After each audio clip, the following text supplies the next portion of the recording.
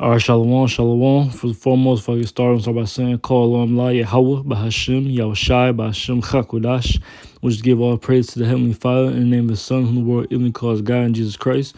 I also want to give double honors to the elders and apostles of Great Millstone who rule well for teaching me His truth, as well as say shalom to the hopeful elect, of the Akim pushing His word and truth and sincerity. And Lord willing to be edifying lesson. I want to briefly touch on the topic of prophecy, because ultimately that's what the whole that's the spirit of Yahushua, man, as scriptures say in Revelation 19 chapter. Lord willing, I'm gonna get that too through the spirit, but I want to start with this Revelation 1 because it's basically, this is of course, this is written by John, John the Revelator, and while he was imprisoned on the Isle of Patmos, imprisoned on that salt mine for teaching the words of Yahushua, and ultimately, this is this whole book is going to different visions that he was received from that angel.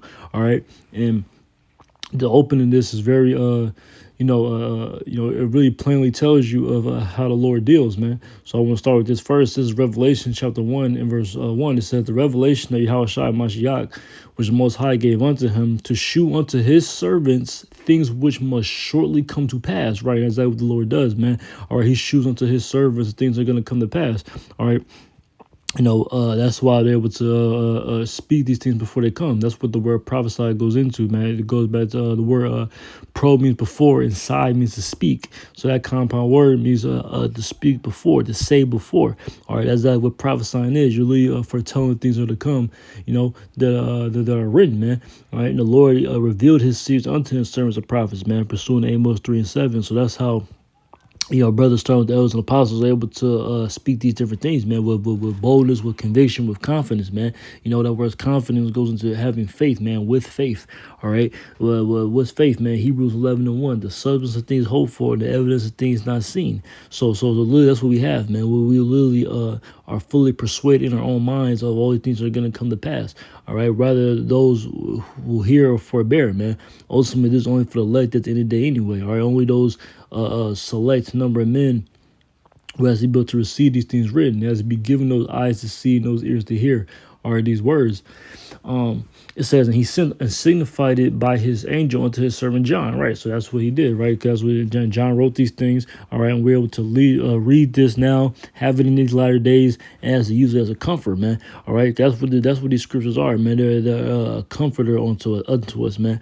All right, that's what Yahushua prophesied in John the 14. In St. John the 14th chapter, man, when he said he wouldn't leave us comfortless, man, that he would give us a comforter. All right, that's what he did. It was that knowledge, wisdom, understanding of the scriptures, man, the Holy Spirit.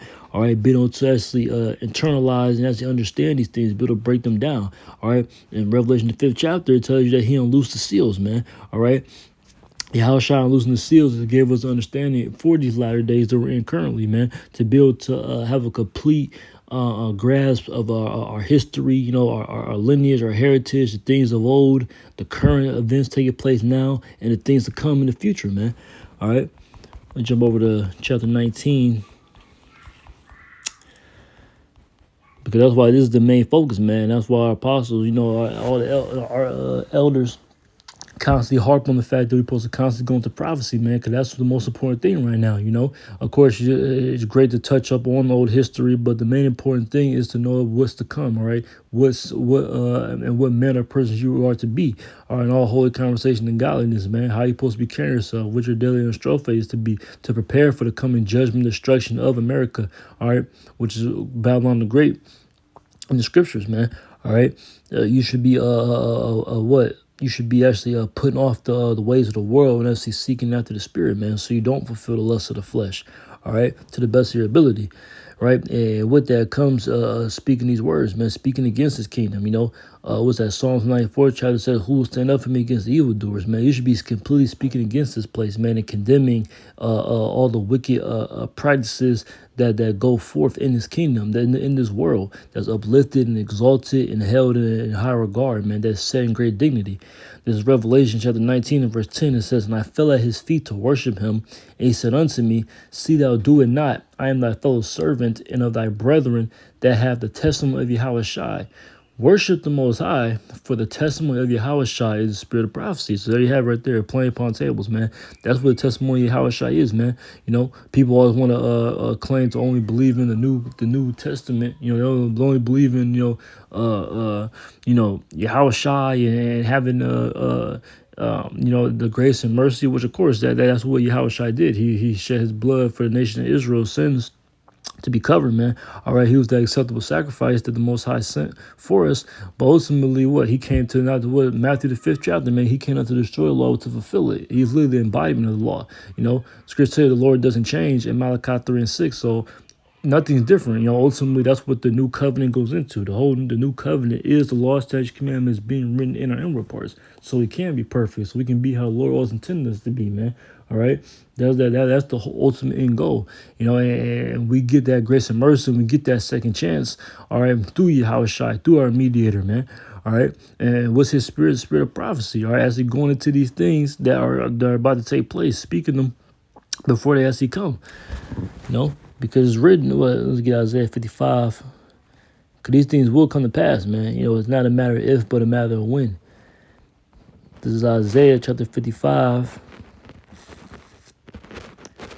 and verse 11. It says, so shall be my word that goeth forth out of my mouth. It shall not return unto me void. As a matter of fact, let me start at verse 10.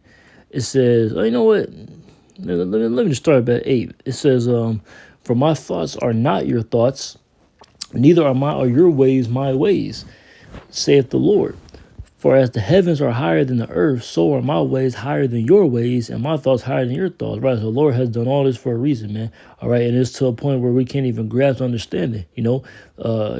Oftentimes, you find yourself just marveling at how abundant the Lord is and how his creation, how he's been able to, create a complete, perfect harmony and for everything to run. Everything in the earth has a purpose. Everything is different resources, man. All right. Everything is for, a great benefit. When the Lord says, give you certain laws, certain commandments, it's for a reason. When he tells you not to eat the abominable foods of the sea, all right, it's for a reason. They have a purpose to clean the earth.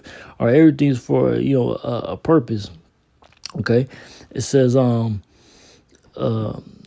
verse 10, for as the rain cometh down and the snow from heaven and returneth not thither, but watereth the earth and maketh it bring forth and bud, that it may give seed to the sower and bread to the eater. Right. So literally, that's literally the Lord's giving an example of how everything is purposeful and how once something comes, is for a reason.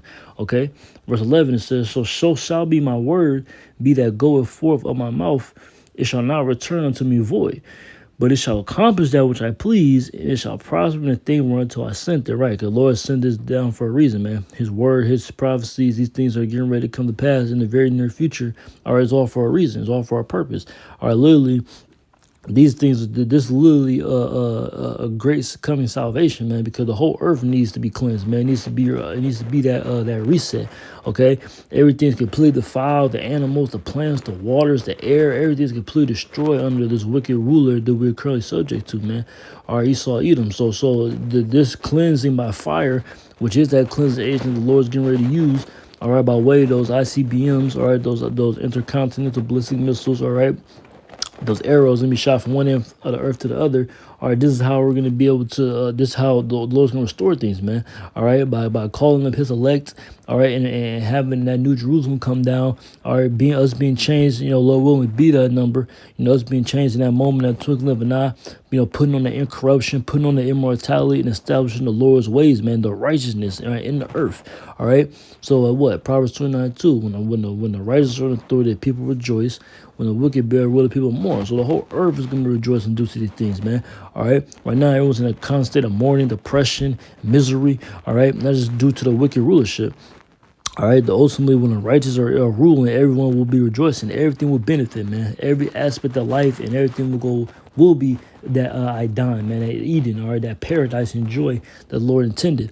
Okay, and then this is what the message is, man. This is what the Lord sent out His prophets to speak. All right, to tell that good news, to tell that to give that gospel, man. All right. So with that, man, I pray it was edifying. Call them like Hawah Bahashim, Yahushai Bahashim Chakudash. Double honor to the elders and apostles of the Great Millstone. Shalom to the hopeful elect. Shalom.